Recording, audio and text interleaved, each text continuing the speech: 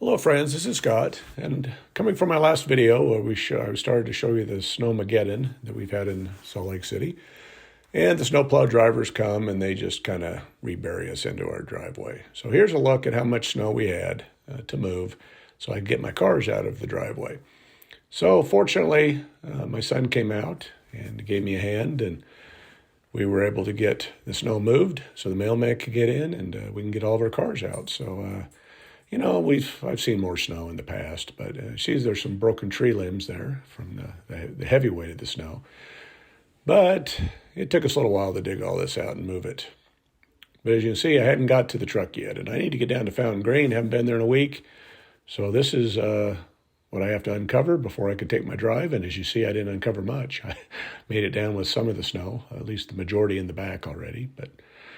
So, scanning around, the neighbor's been plowing for me, so I need to get them a nice thank you gift. It's very, very nice to come and at least see the driveway plowed out. There's all the snow I brought from Salt Lake County. I figured we might need some down here, so I brought it. But we don't need it. We've got plenty. One thing I didn't really take into account is I need some kind of an ATV with a snowplow. It's pretty much a critical thing. I brought my trailer down into the backyard, and there's no way I'm going to get it out of there. There's a couple feet of snow, and it's buried, and I'll get stuck probably driving back there. Maybe I could get it, but I need to get me a little plow with an ATV.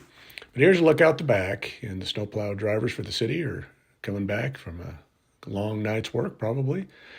But there's very few tracks in the snow. There's a few cat tracks, but the deer, as the snow's getting deeper, I haven't seen many deer tracks or any deer tracks, especially the back pasture. It's just pristine snow.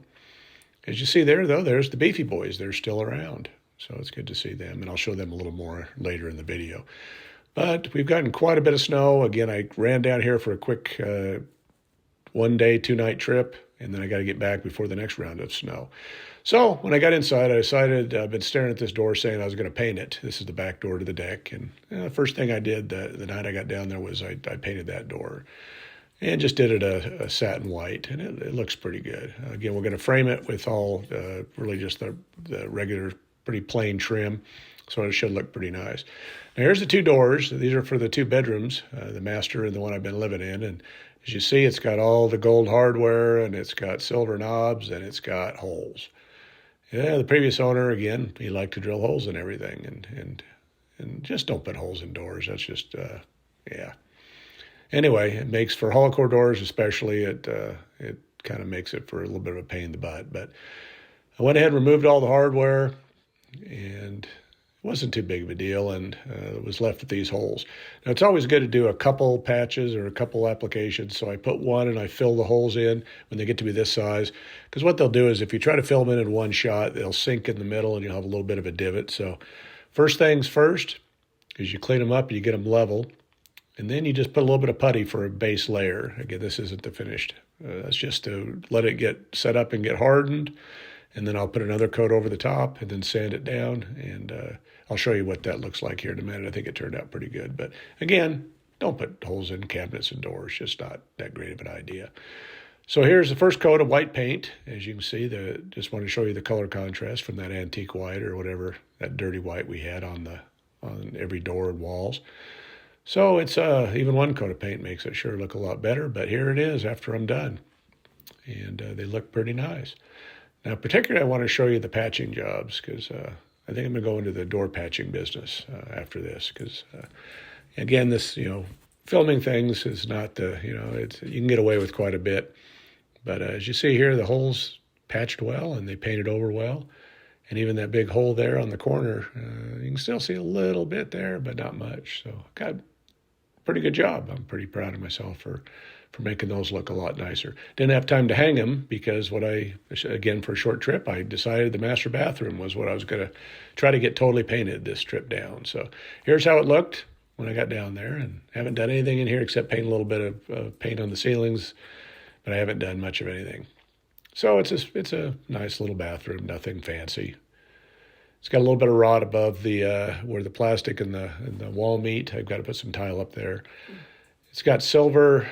I don't like the silver toilet roll holder or the silver towel bar, so I'm going to take those down. And I'm not a medicine cabinet fan. I'm getting mirrors and just putting mirrors on the walls, but As you can see here, it's dirty, it's dingy, and just not a happy place. Lots of holes in the walls. Those are from the towel bars. I couldn't find a little screwdriver, so I had ripped them out of the wall. So I got to patch some holes, but I'm used to that now. I've got some really good practice. So taped her up and getting ready to see how much of this room I can get painted, hopefully all of it. So we'll see how far I get. There's my nice heat lamp hanging. And here we go. After painting part of it with one coat, you can see there's some progress being made. And it's looking, it definitely even looks a lot better just with one coat. But here we go. It's hard, because the lighting in this house is terrible, so I've got to redo lighting. But if you look around here, it looks pretty good. Now, I didn't open up the big can of 5-gallon paint for the ceiling. I used a little bit I had left over. So I'm going to put another coat on the roof, the ceiling, because there's still some need for some. But overall, it turned out pretty good. And I did paint the toilet roll holder, toilet paper holder, black. So I spray painted that kind of a black, and I spray painted the vent white. So it looks a little better, I think. But that door will be coming off and getting painted next. And I scan around, and I'm looking at that jacuzzi tub and thinking, that looks pretty, might be something I might want to do tonight, but we'll see. Now here's Theo. I opened up the bedroom windows and some of the other windows because I was really, especially with spray paint, you started getting yourself dizzy with all the paint fumes. So I opened up the window of the master that goes to the greenhouse, and Mr. Theo decided he wanted to hang out some more, and so he just climbed some wood and sat with me for a little while and enjoyed the process. But here is cat number 3. That's Coquette. When I came out here to feed the cats, there's Theo and Miss Thang. And again, all these cats were very skittish to start with, but it looks like I've done well with the first 2. They've accepted me totally, and now there is Coquette. And I was able to walk over to Coquette and pick her up and bring her over. And this is after I didn't get a good film of petting her, but I held her for a while and petted her, and she's Thang's daughter. So that's where that cat came from. But she's a long-haired thing. And here's the cows. And I wanted to give you a little view of what they're doing. And this is the only shade tree that's full grown that I have in my yard, or I should say the neighbors have in their yard. It shades part of my back pasture, and this is just kind of interesting. The cows are taking a good scratch on the tree, so it's fun to watch animals and how they interact. Well, after a hard day's work and the bathroom being clean now, I'm almost done, I decided, you know what, I got to check out this jacuzzi tub we have here in the master, and oh my God, it does work. So I think I've got a new favorite thing down here at the hobby farm after a long day's work, and I didn't want to disappoint you guys, so got to have an action shot. I won't be doing an OnlyFans page. This is one and done, but after a hard day, you gotta enjoy a beer, and you gotta enjoy a nice bubble bath or a nice tub. So, well, thanks for watching. And if you like what you see, please hit that subscribe button. Thank you.